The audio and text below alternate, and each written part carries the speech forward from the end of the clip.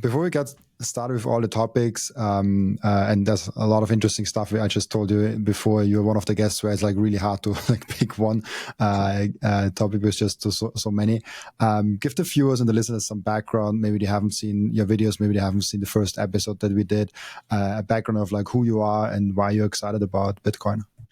Yeah, absolutely. I can start with my original Bitcoin journey, I guess. I first remember learning about Bitcoin in 2017, that bull run, where Bitcoin started the year around $1,000 per coin and then ultimately ran up to $20,000 per coin. And I kind of had the perspective of being a value investor. And back then I was in college and learning about investing and learning about computer science and things like that. And I was really a value investor, whereas like I'd kind of learned to buy things like IBM or Coca-Cola, like blue chip US stocks that go up 3% per year, pay a 2 to 3% dividend. And like that's the optimal way to save for the future. And then seeing Bitcoin go from $1,000 to $20,000 in 1 year, I was like, what is this thing? This thing is a bubble. It's a Ponzi scheme. It's something that I, definitely did not understand remotely at all back then. But it kind of fascinated me because I was interested in investing. I was interested in money. I was interested in technology because I was studying information systems and computer science in undergrad. And I had kind of a libertarian like background, or at least very like pro freedom. And so, like, the idea of a form of money that's outside the hands of government and banks was like naturally kind of appealing to me. And so Bitcoin kept going up. I decided to buy a little bit in college. And then all throughout that 2018 bear market, I just dove deep into Bitcoin, kept studying it, DMing people like Pierre Richard, which is like one of the pioneers of, I would say, like Bitcoin content and Bitcoin research. And learned a lot from him and many others. And as the price of Bitcoin fell from $20,000 back down to $3,000, I just could not see why it was going to fail, or the arguments that 99% of the people in the world had saying that it was a bubble or a Ponzi or scam or whatnot. They didn't really resonate with me 100%. Like I thought it could fall. Like, it can go through massive bull markets and massive bear markets. But I thought over the long run, it seems like it's probably going to keep outperforming, just like it had been outperforming for the last 8 years or so. And so that bear market, I just dove deep into Bitcoin, rode it all the way down to 3,000, kept buying and buying as much as I could. And then, the next bull market came about over the next few years. Eventually Bitcoin went back to, or went to like $70,000 in 2021, and graduated college. When I first graduated college, I thought I should probably get a real job first before working in Bitcoin. So I did technology consulting at EY for a little bit, and then quickly realized that, wait, my passion is working in the Bitcoin space. So I joined a company called Blockware Solutions, worked there for 2 years. Then I worked for Unchained, which is a way to hold Bitcoin securely, effectively for individuals and enterprises. Worked there for 2 years. And then maybe a month ago or so at this point, I joined Similar Scientific, which is one of the largest Bitcoin treasury companies in the world. So that's kind of my high level Bitcoin journey. That's amazing. And you said that with like you did not resonate with how the people looked at Bitcoin and how they kind of made very easy excuses why not to buy. And I think that's, and sometimes we Bitcoiners are frustrated at that, but honestly, that's why we have such an asymmetric bet possibility, because so many people actually don't understand it, even though it's so clear once you dig deep. At the one hand, you really like that because you like to have like this 10x, 100x possibilities, but at the same time, it sometimes is frustrating if people don't understand that. Absolutely. Yeah, it is frustrating, but I've said this a couple of times on other podcasts, but like, it's part of what gave me the conviction in Bitcoin to begin with. It's like, if everyone agreed with me and saw Bitcoin as like a consensus long-term bet, I would be less excited about it. But part of the reason why I made like a Twitter account to begin with, and specifically like a Bitcoin focused Twitter account, was because I wanted to kind of articulate the Bitcoin thesis in my own head in as simple words and terms as possible, present that to the world, and kind of get feedback from people that thought Bitcoin was a stupid, horrible, terrible idea. And that's kind of why I would create threads on Twitter back in like 2018 and try to explain what Bitcoin is. And I would see the counter arguments that smart people would make against it, and I would be like, what, I don't think you've done the research on this. Like, I think that if you had spent hours looking into Bitcoin and monetary history and so on and so forth, you would come to the conclusion that, wait, Bitcoin might actually be a better form of money. And everyone that's kind of against it, which everyone kind of starts against it because it's new and unknown, and people are scared of the new and unknown. But the fact that they didn't get it and they had bad arguments against it only made me more bullish and made me realize, like, wait a second, like, this is a real innovation. And it's pretty much as simple as most people don't know what it is and why it's important. And that's kind of exactly what you said. Like, that's the asymmetry with the Bitcoin bet at this point. Yeah, if everyone gets it, it might be too late. Yeah. And then it's like, oh yeah, like if grandma says put your money into Bitcoin, yeah, it might be too late.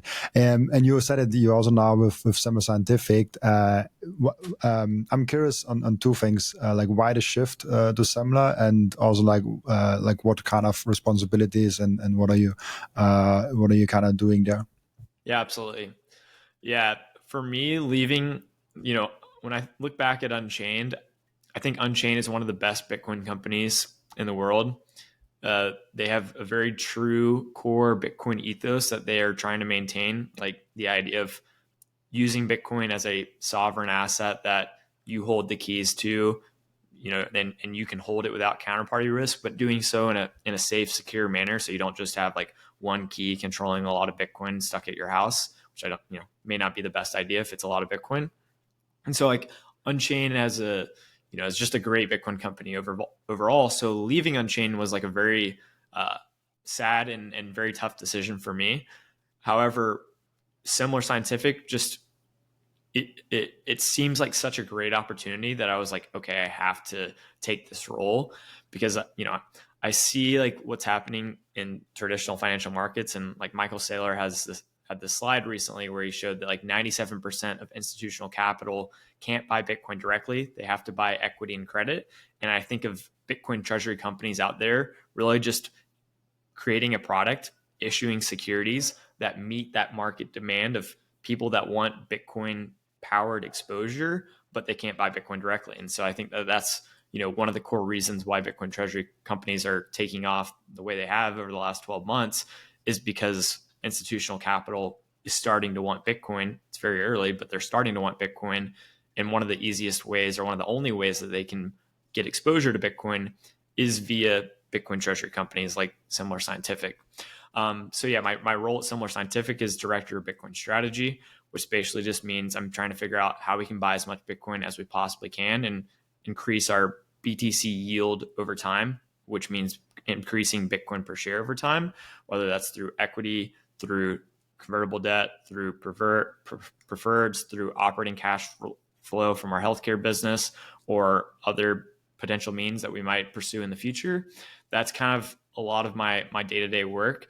Also, like, we put out the Bitcoin announcements, so like working on the 8K SEC filing, figuring out like who our custody partner should be, how we're going to buy the Bitcoin, like, should we be buying it if we have a $10 million wire to our custodian, our trading partner, like, should we buy it over 5 minutes, should we buy it over six hours, thinking about how we actually want to acquire the Bitcoin, and with the lowest amount of fees, and getting the best price effectively.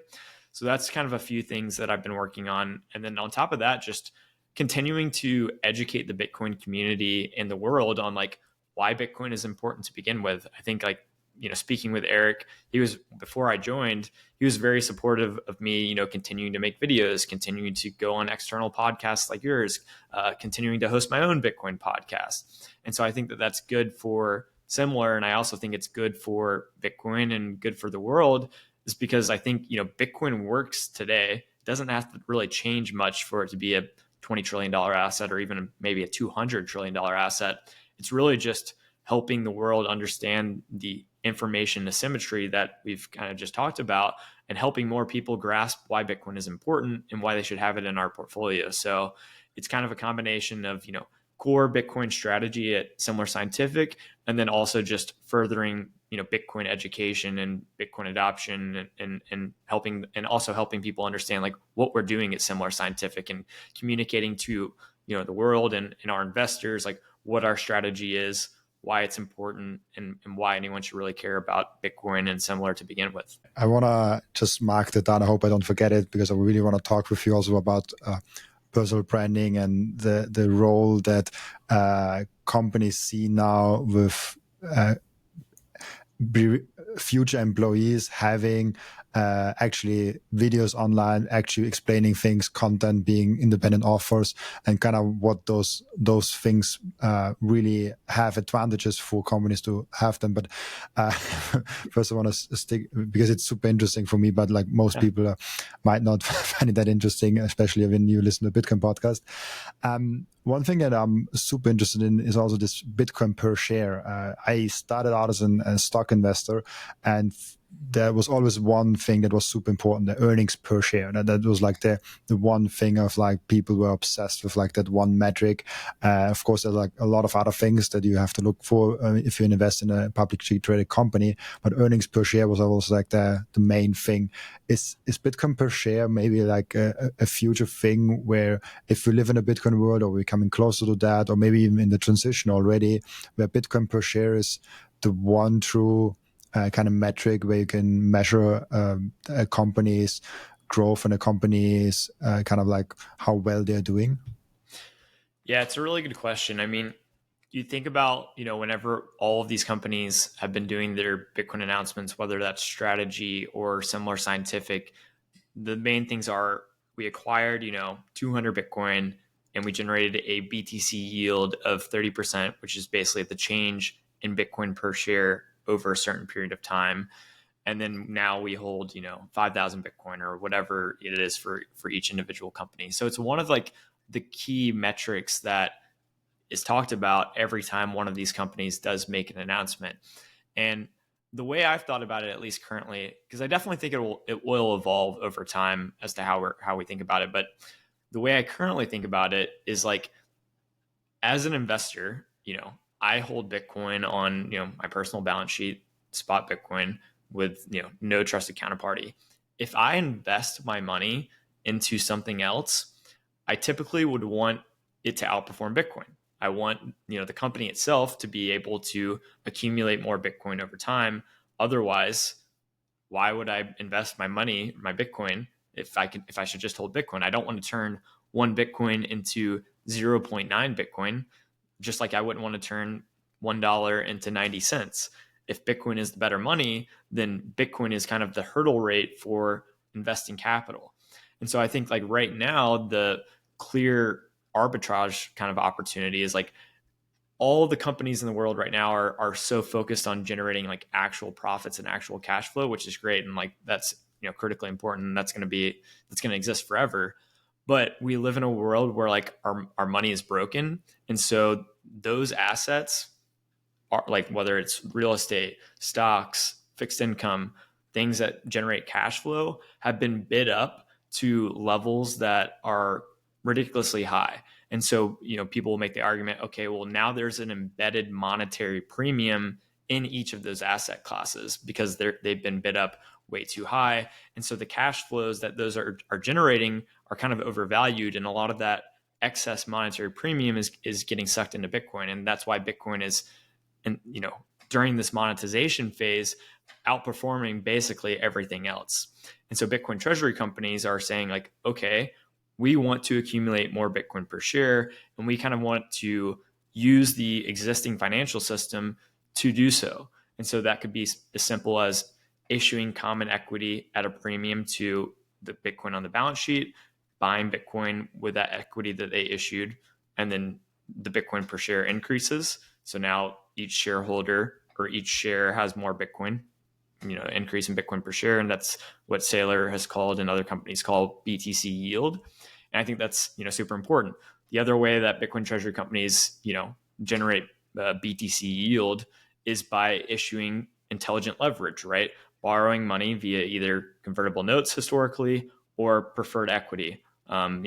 Strategy has obviously pioneered the way there. And so it's like right now, Bitcoin per share is a fairly interesting metric, and it probably will be so for a very long time if I had to guess. And BTC yield would be a pretty interesting metric. When Bitcoin is just like, if we're going to get like really futuristic, if when Bitcoin is when Bitcoin is just money, if that ever happens, which I think it has a good chance, and everything's just denominated in Bitcoin, maybe Bitcoin per share may not be as important, or still be important. You don't want to lose Bitcoin per share, but maybe they'll be paid out in dividends. Like there might be a Bitcoin dividend or something like that in the future. And so overall, like I think it's more so that Bitcoin is kind of the new hurdle rate for investments. And then Bitcoin per share is kind of like the most efficient way to do that today, given the current, financial landscape that exists. Maybe that'll change at some point in the future when Bitcoin's like, $10 trillion or, $10 million per coin. But for right now, it's like increasing Bitcoin per share seems to be like the name of the game if you have a very long time horizon and are willing to take on a little bit of investment risk in addition to just holding spot Bitcoin. And you mentioned that before, that 97%, I think it was, where Saylor talked about this capital still being locked and not being accessed by capital that could buy spot Bitcoin or directly Bitcoin. So they kind of have to buy products like an option trading, like they have to buy Bitcoin treasury companies or any credit things. And is that the main reason why the treasury companies are doing so good now? Because there's a lot of capital that kind of wants to flow into Bitcoin, but they cannot do it directly, so they have to find products like that? I think that's one of the key reasons. Absolutely. The second key reason that I kind of brought up, but I didn't go into too much detail, is the idea of intelligent leverage, which Michael Saylor has kind of framed as creating different flavors of Bitcoin. And so, for instance, if a Bitcoin treasury company targets, a 20% debt position as part of their enterprise value, they're kind of, and the rest of their enterprise value is mostly Bitcoin. They're kind of indirectly creating a leveraged Bitcoin position, right? Like they're borrowing dollars and they're buying Bitcoin in a way that's basically the same as saying they're shorting dollars and they're buying Bitcoin, and they do so to do that to amplify the future returns of Bitcoin. So if Bitcoin goes up a lot, then the treasury stock, holding all things equal, should go up a lot and a little bit more. And if Bitcoin goes down a lot, well, treasury company stock should go down and a little bit more down. It amplifies the future returns of Bitcoin, and a lot of people in the Bitcoin community and people that are interested in Bitcoin, recognize that, well, the Bitcoin thesis is kind of like what I said. We monetized all these other assets. Bitcoin is kind of sucking that monetary premium out, and it's reasonable. Over the last 15, 16 years, Bitcoin has outperformed all traditional asset classes. If you expect Bitcoin to outperform traditional asset classes going forward, then maybe, and specifically fixed income, because these companies are, again, issuing fixed income and borrowing Bitcoin, like shorting the dollar and borrowing Bitcoin, then it would be reasonable for Bitcoin treasury companies to potentially outperform Bitcoin if they are using that quote unquote intelligent leverage, and Bitcoin does well. And so I think that appeals to a certain segment of investors that kind of want to amplify the future returns of Bitcoin. And then the credit products that, they issue, that creates another like flavor of Bitcoin that might appeal to someone. For example, like Strategy just created STRC, which is effectively like a dollar alternative. It's similar to like a money market fund or a high yield savings account, except it's massively over collateralized by Bitcoin. It pays a higher interest rate than your traditional savings account or money market fund. And so it has, a higher return with relatively low risk, as Michael Saylor would say. And that is appealing to certain people, right? Like, I think it's going to be starting off to be paying like 10% interest, which is like pretty appealing for something that he plans to peg at a roughly, the same price over time. And so it's really just creating these like new products that the market wants, powered by Bitcoin under the hood. And the fixed income products kind of trim the volatility of Bitcoin and provide a higher fixed income return. And then on the other side of that, you have the leveraged equity of these treasury companies that takes more. They want more of the volatility and more of the return, and they're happy with that as well, as long as Bitcoin keeps going up, because they think Bitcoin will keep going up. Thank you for watching this video. This was only a snippet of the podcast. And if you want to watch the full episode and get all of the context of this episode, you can click right here or here. Oh, maybe also here.